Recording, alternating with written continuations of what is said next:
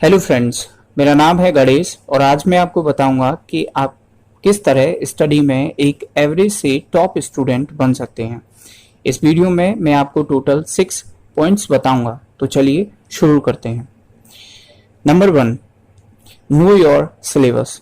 ये सबसे महत्वपूर्ण है, परंतु ज़्यादातर स्टूडेंट इसे नेग्लेक्ट कर देते हैं। एक समझदार इंसान की तरह कोई भी यात्रा शुरू करने से पहले आपको पता होना चाहिए कि आपको कितने किलोमीटर जाना है, कौन कौन सी जगह आपने देख रखी हैं, और ये सब होगा जब आप सिलेबस को अच्छी तरह से पढ़ेंगे। अगर आप 10th और 12th के विद्यार्थी हैं तो अपना सिलेबस देखने के लिए इस वीडियो को देख सकते हैं। अगर आपने किसी भी यूपीएससी टॉपर का इंटरव्यू देखा है तो आप जानते होंगे कि यह कितना महत्वपूर्ण है। Point number 2, study past year papers. आपने कई बार खुद को तथा औरों को यह कहते हुए सुना होगा कि वह ऐसा नहीं कर सकता, और यह वाक्य हम उसी व्यक्ति के लिए बोलते हैं जिसे हम अच्छी तरह से जानते हैं। तो जब हम पास्ट ईयर पेपर्स को स्टडी करते हैं तो हम यह जान जाते हैं कि क्वेश्चन पेपर सेट करने वाला कितना सीधा और कितना टेढ़ा क्वेश्चन पूछ सकता है। और जब आप पास्ट ईयर पेपर्स को अच्छी तरह से समझते हो तो आप एक्सरसाइज में दिए हुए प्रश्नों को आंख बंद कर बता सकते हो कि कौन सा एग्जाम में पूछा जा सकता है और कौन सा नहीं।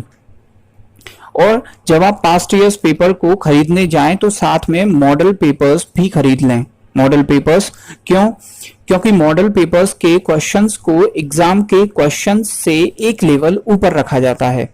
तो जब आप उन्हें सॉल्व कर लेते हैं तो एग्जाम तो आपके लिए हलवा हो जाता है। ऐसा क्यों?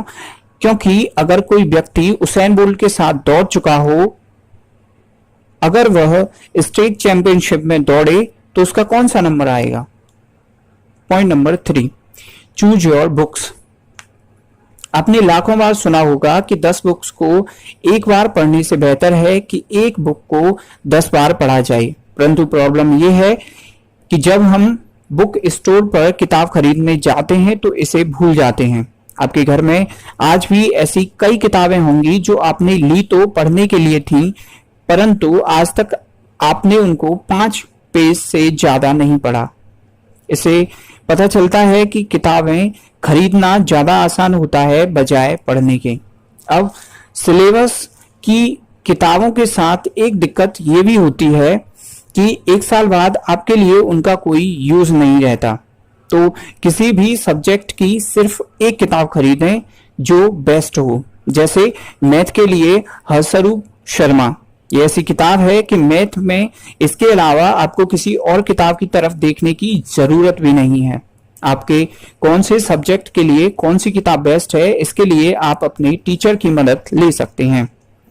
Point number 4, attend your classes daily.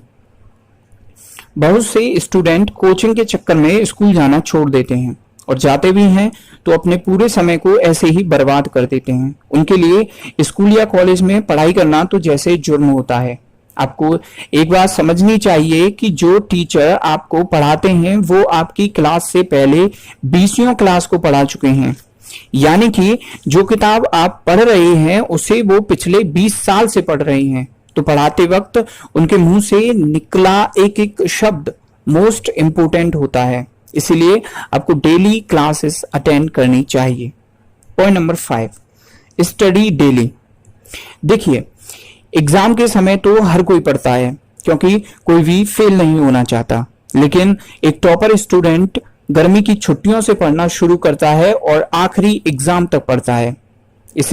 इसलिए क्योंकि वह डेली पढ़ता है तो वह क्लास टॉप करता है।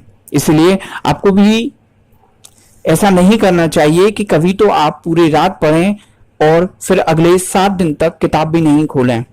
पढ़ाई करने में आपको उस कछुए की तरह होना चाहिए जो हर समय लगातार चलता रहता है। एग्जाम में एक कमरे में कितने स्टूडेंट बैठते हैं? क्वेश्चंस लिखते वक्त अगर पेन खराब हो जाए तो क्या हम किसी और से मांग सकते हैं? क्या कोई प्रैक्टिकल में भी फेल हो जाता है? एग्जाम और भी बहुत सारे उल्टे सीधे सवाल हमारे दिमाग में आते हैं एग्जाम के वक्त। तो इसी के साथ हम आते हैं पॉइंट नंबर 6 पर, जो है अपने सीनियर को अपना दोस्त बनाओ। और ऐसा इसलिए क्योंकि जिस क्लास का एग्जाम आप देने वाले हो उसे वो पास कर चुका है, तो ये जरूरी है कि आप अपने किसी भी एक सीनियर से दोस्ती जरूर करें। इस वीडियो में जो भी काम का लगा हो उसे नोट कर लें। अगर ये वीडियो अच्छी लगी हो तो लाइक करें तथा एजुकेशन से रिलेटेड और वीडियोस देखने के लिए इस चैनल को सब्सक्राइब करें। मिलते हैं अगली वीडियो में।